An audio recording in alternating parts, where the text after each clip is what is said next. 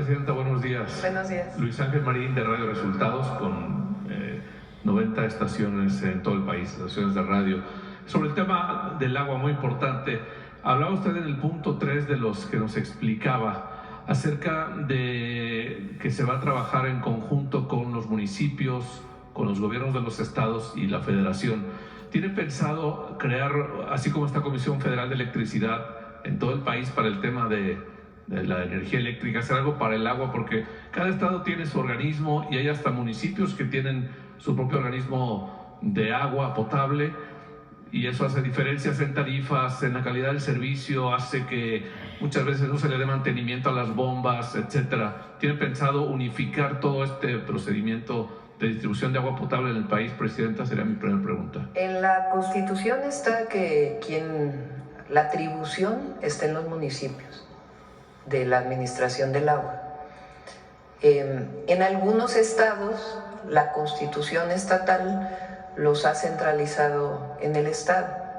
En la Ciudad de México, por ejemplo, hay alcaldías que no son municipios precisamente porque los residuos sólidos, porque el agua, pues como es una unidad urbana, pues no pueden administrarse de manera separada, sino que se administra por una sola institución.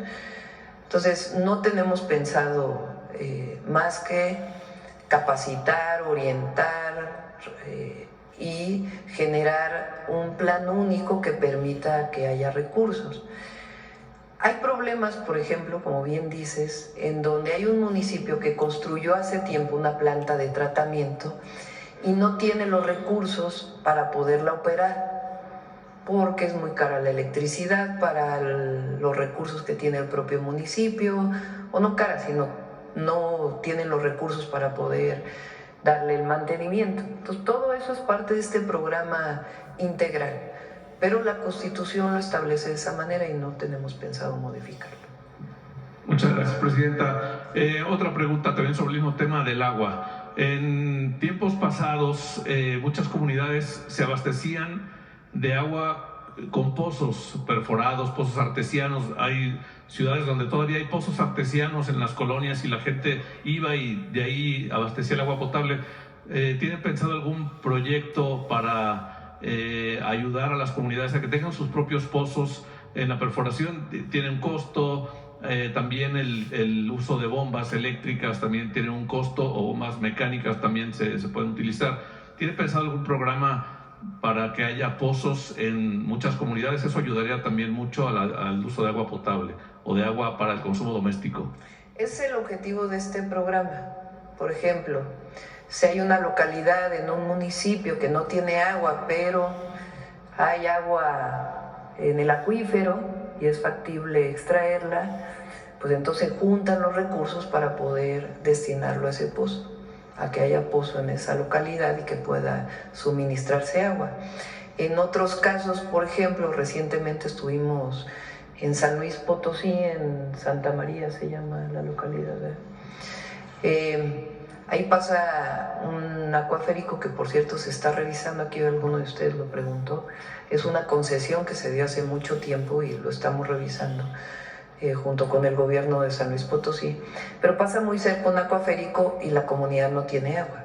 Entonces ahí lo que se requiere pues es un ducto que permita que la comunidad pueda tener agua.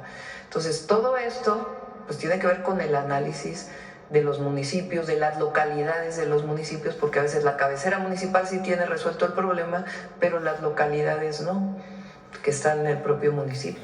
Entonces el objetivo es, los 6 años que estemos aquí, es ese diagnóstico por municipio y poder destinar los recursos que de por sí van al agua a este plan maestro para poder pues resolver el problema del acceso al agua en muchas localidades de nuestro país. Y hablar también del saneamiento de algunos ríos. En este proyecto nos presentaban 3 principalmente, pero hay muchos también municipios donde el desagüe, el drenaje va directamente a arroyos, a ríos. ¿Tienen pensado que cada estado pueda también implementar este tipo de proyectos de evitar que se sigan usando como drenaje? Por ejemplo, los 3 ríos que planteamos que son prioridad ya están en brigadas.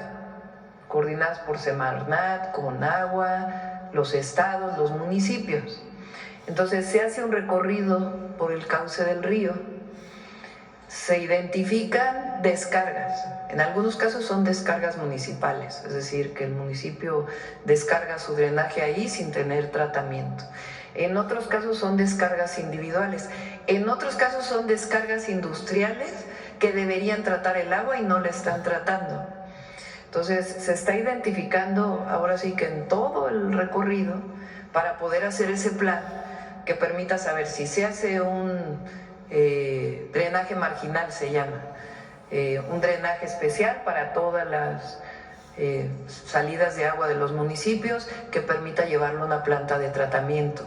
En otros casos, pues que se cumpla con la ley en las empresas para que traten el agua.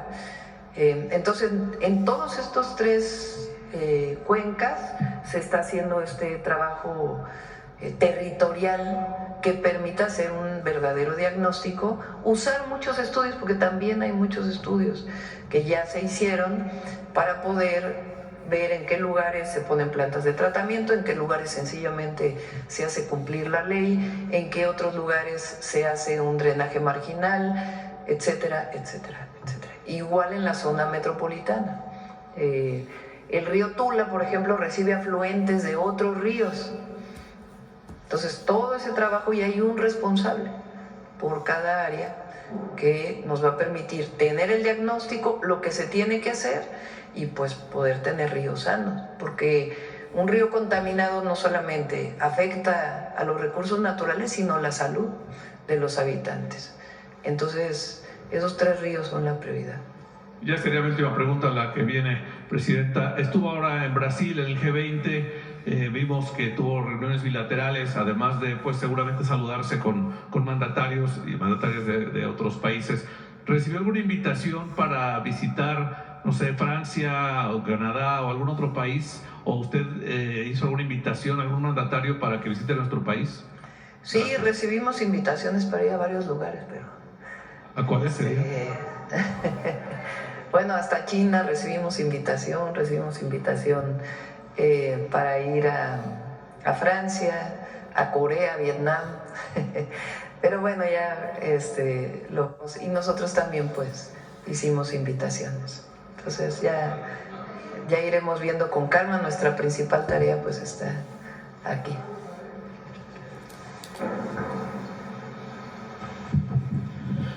Buenos días, Presidenta. Alberto Marroquín Espinosa de JF Informa desde Cancún, frecuenciacat.com y es ahora am.com en Querétaro.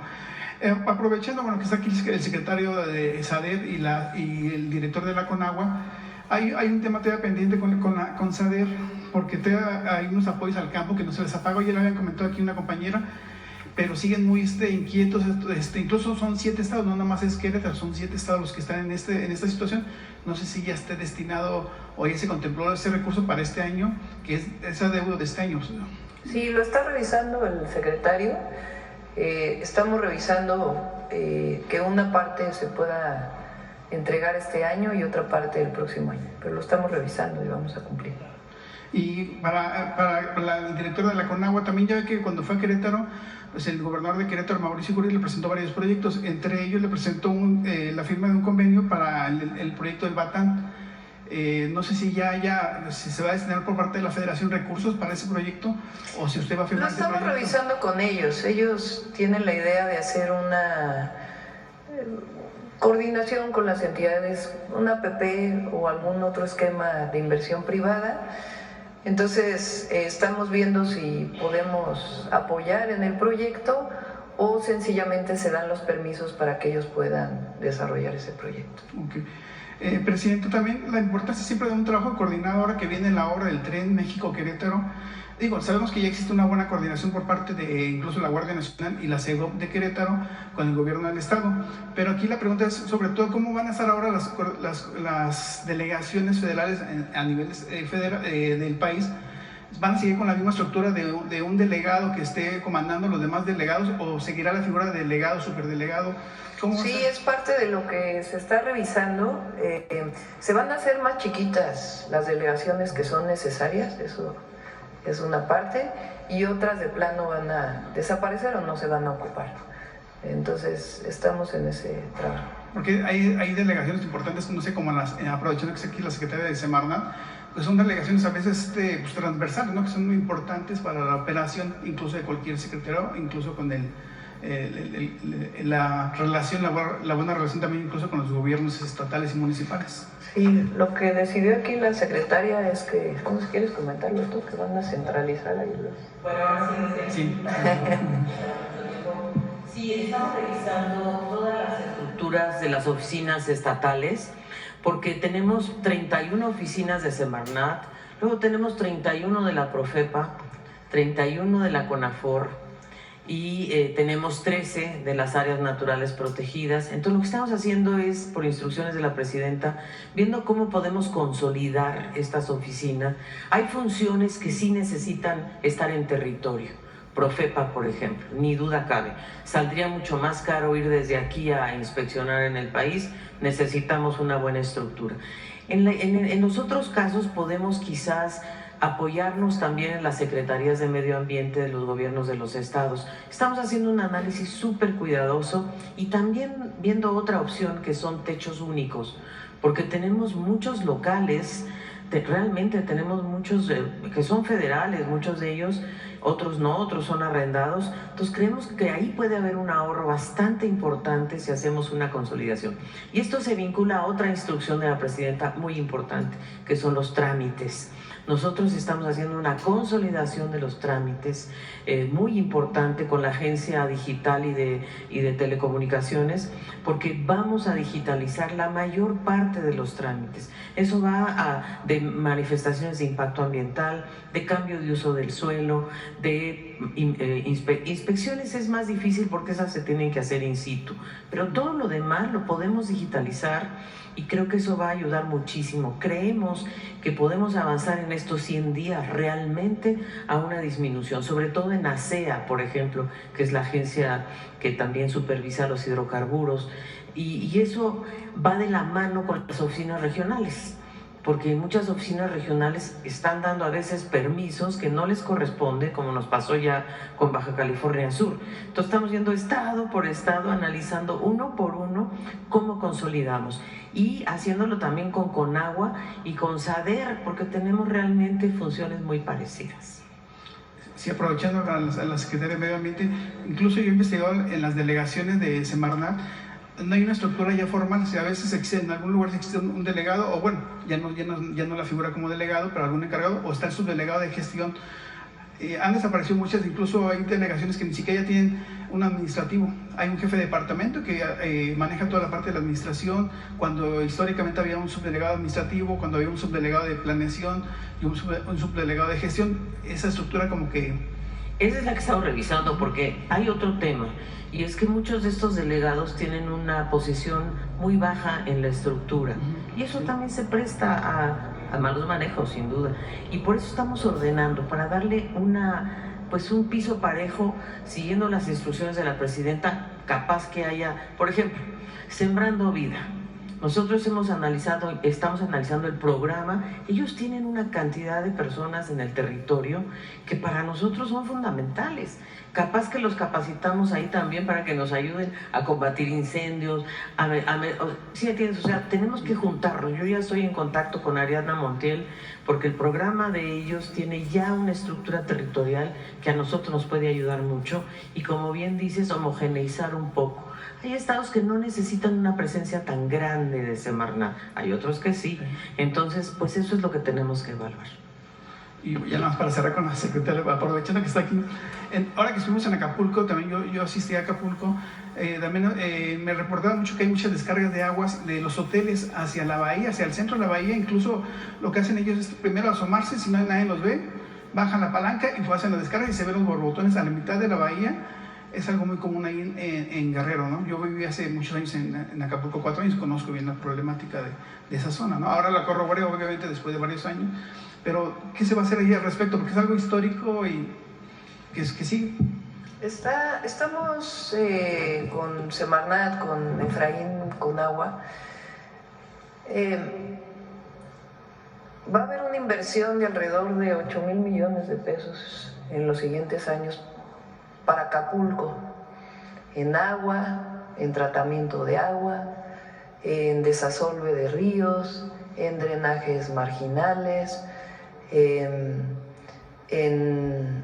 vivienda, en caminos, en mejora urbana, porque fíjense, este año entre nada más Marina, sin contar la parte de emergencia inmediata, sino de inversión, entre Conagua y Marina, ha de haber sido una inversión en las bombas y todo eso, en Acapulco.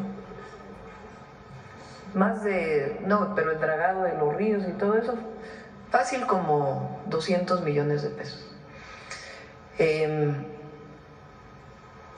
¿Qué tenemos que hacer para que no vuelva a ocurrir en el caso? Porque más episodios de lluvias intensas muy probablemente se van a presentar. Entonces lo que queremos pues es que las plantas de bombeo no se vuelvan a solvar. Entonces necesitamos elevarlas. Pero además las plantas de tratamiento, que hay 16, no están operando adecuadamente.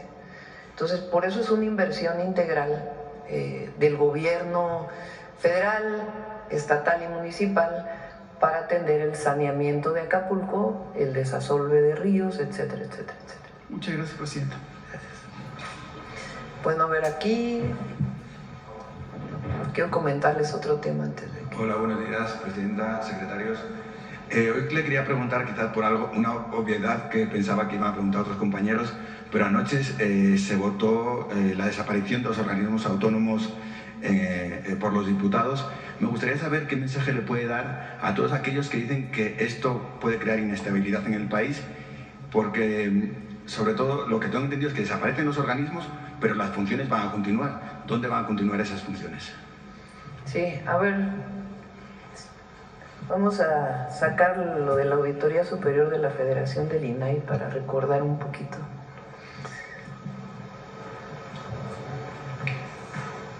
Préstame. Aquí lo tengo. Por favor. Esto no era problema antes. Para los que hoy defienden a capa y espada al INAI, se les olvidó la corruptela. Esta es la Auditoría Superior de la Federación, que en su momento cuando salió en Contralínea, en La Jornada, en otros medios de comunicación. Entonces, desde 2018, trabajadores y extrabajadores han denunciado que altos mandos del INAI les exigen a la quincena entre 10 y hasta 60% de sus sueldos. Pero eso no era problema para la estabilidad del país. ¿Por qué? Porque era parte de la cultura, decían, ¿no? La corrupción. También se detectó a personal que no labora directamente en las oficinas del INAI, Auditoría Superior de la Federación. Lo que sigue. Nepotismo. La auditoría forense descubrió lazos de parentesco desde padres, hijos, hermanos, primos, tíos, esposos, incluso omitiendo requisitos para poder ocupar diversos cargos de puestos en donde tiene que haber carrera. Adecuación de los requisitos de los perfiles de puesto para incorporar al INAI a personas que no cumplían con los mismos.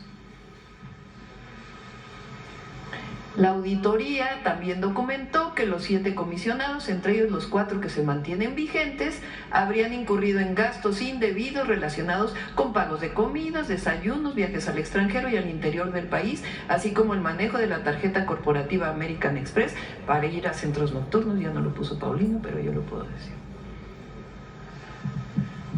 ¿Qué sigue? Los comisionados que se mencionan ahí incurrieron en cargos a las tarjetas corporativas sin acreditarlos, viáticos sin acreditar, que hayan sido estrictamente necesarios para las actividades de la comisión y falta de acreditación del registro presupuestal y contable por concepto de viáticos devengados. ¿Hasta ahí? Va a haber más transparencia ahora, pero no va a haber corrupción, eso sí. Entonces, la desaparición del INAI como organismo autónomo lo que hace es acabar con esto. Pero las funciones van... Pero las funciones se incorporan a la Secretaría Anticorrupción y los datos personales se van a resguardar.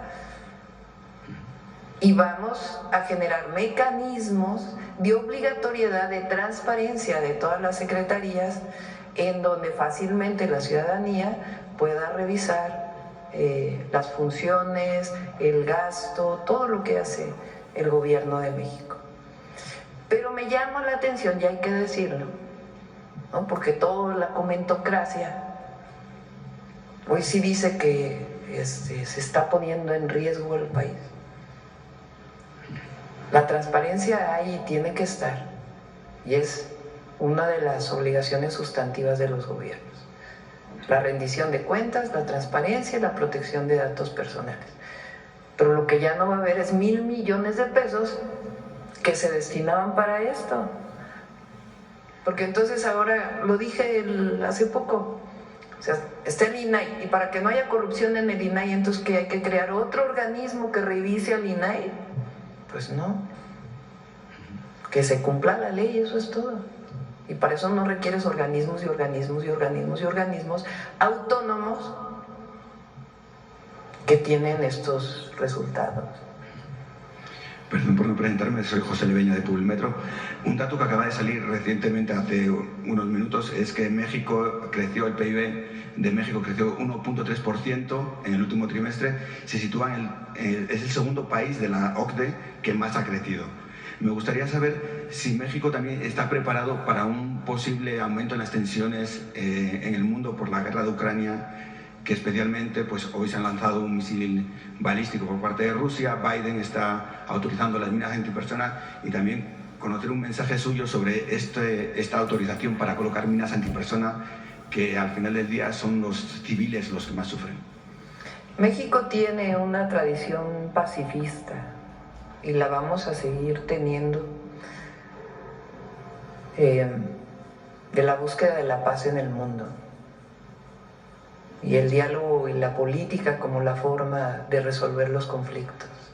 Está en nuestra Constitución. Entonces, evidentemente, esto que ocurre en Europa, pues impacta a toda la economía mundial. Pero más allá de los impactos económicos, pues es que no podemos quedarnos callados, tenemos que exigir la paz en el mundo frente a acontecimientos como estos. México hace su historia de la política exterior y la vamos a seguir ejerciendo. ¿Y qué interpretación puede dar a este dato del 1.3%? Pues ya ven, es que dicen, Moody's dijo que era exagerado el crecimiento económico que estábamos planteando para el próximo año, que el paquete presupuestal no era real, y otros más que se van ahí con... Pero la economía mexicana está bien. Va a estar bien y vamos a seguir, no solamente creciendo, porque el PIB es un indicador, eso lo trabajó mucho Alicia cuando fue directora de la CEPAL, directora se dice, de la CEPAL, que puso en el centro de la discusión la desigualdad y que el crecimiento como el PIB no era suficiente para poder hablar del desarrollo sustentable y equitativo de los países. Entonces nosotros queremos que haya crecimiento, pero que haya distribución y bienestar. Y ya por último, nada más hacer un llamado para ver si en las próximas conferencias pudieran tratar el tema de los hackeos, especialmente por WhatsApp, y de las tarjetas bancarias, porque sobre todo en esta época navideña en la que la gente va a cobrar aguinaldos, probablemente aumente, y sabemos que se roban, hay ciertas mafias que se roban miles de pesos cada día a los ciudadanos por hackeos de WhatsApp pidiendo paquetes por llegada de paqueterías, o porque es un amigo o un familiar que necesita dinero, y ver si pudieran tratar esto y aprovechar este altavoz para que hagan un llamamiento a las personas que no hagan caso a todo este tipo de fraudes. Sí, lo tomamos en cuenta, le decimos a Profeco y haya seguridad para que... Bueno, vamos por la última, que ya son las 9, y poder cerrar mujeres en la historia. A ver, aquí adelante. Presidenta, muy buenos días. Sandra Aguilar, de AI Grupo Informativo. En algún momento, y usted lo sabe, llegué a cuestionar todavía antes de que tomara posesión como presidenta precisamente el tema hídrico y pues era un tema pendiente que estaba para Tamaulipas, para mi tierra. Hoy pues bueno, las buenas noticias han llegado y ciertamente se habla de esa coordinación, no solamente de imposición por parte del gobierno federal, sino de la participación de los gobernadores de los estados del norte del país. Buenas noticias para Tamaulipas y en ese sentido quiero continuar con las buenas noticias y compartirle que en breve, precisamente en este estado, el gobernador Américo Villarreal Anaya firmará la declaratoria para hacer pues una entidad o de esta entidad una región en donde los sectores públicos y privados impulsen la ciencia, la tecnología y en este sentido para desde niños, niñas y adolescentes. Este pacto que se estará firmando hará con ello el territorio STEAM, así le han llamado, y en ese sentido pues tener que decirlo así, este boom de tecnología que ha llegado desde que usted toma posesión. En ese sentido, ¿cuál es la opinión que le merece? Es un modelo que se está pues ya replicando en los estados y Tamaulipas en breve será uno de ellos. Pues es parte de este trabajo que está desarrollando todas las secretarías, pero en particular la doctora Rosaura Ruiz en la Secretaría de Ciencia, Humanidades, Tecnología e Innovación, de incorporar a las universidades, todas, pero principalmente públicas, los tecnológicos en el desarrollo del país. Entonces, qué bueno que también se está haciendo en Tamaulipas y sabemos que está haciendo también en otras entidades. Y bueno, retomando precisamente el tema del compañero, en efecto, el tema de los fraudes, no se espera la época navideña, ya han llegado y son muchas las instituciones que lamentablemente, pues en efecto, en el tema de las aplicaciones se comparten datos personales y pues gente que trabaja al interior inclusive de estas dependencias o de estas instituciones bancarias han comenzado ya a hacer fraudes. Ya tenemos pues detectados al menos 2 casos, le puedo compartir inclusive cuáles son las instituciones, pero precisamente también en el Banco del Bienestar se han presentado estos casos. Tengo entendido, o debe de ser que usted ya tenga conocimiento de cómo inclusive personal al interior de los bancos del bienestar están pues clonando estas tarjetas, estas cuentas, esta información confidencial que ha estado afectando. ¿Cómo actúan? Le comparto, pues ciertamente llaman a los usuarios preguntándoles si autorizan cierta compra o si reconocen cierta compra. Ellos contestan pues que no. Entonces les piden que revisen su correo para que anulen esta cuenta y en automático al abrir el correo electrónico se roban la cantidad que pues les están mencionando. En ese sentido, Presidenta, y ante esta denuncia y llamado, podrían implementar medidas porque no solamente es un caso, ya son muchos los que se han presentado. Perdón, ay, acá me falta el aire.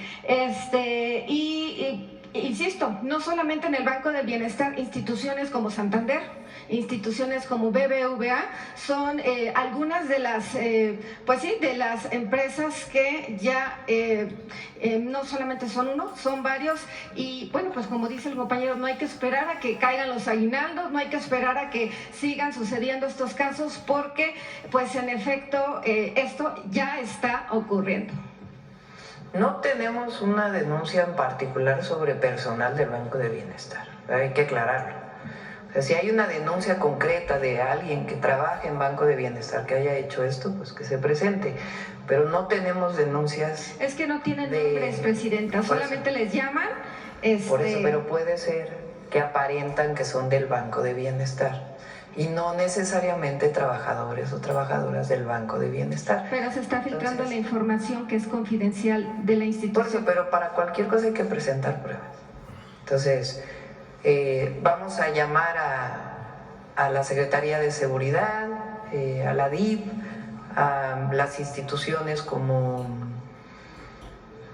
¿Cómo se llama esta institución que se dedica a ver los fraudes en los bancos? No, es una institución donde está Oscar. ¿La Conducef? La Conducef, para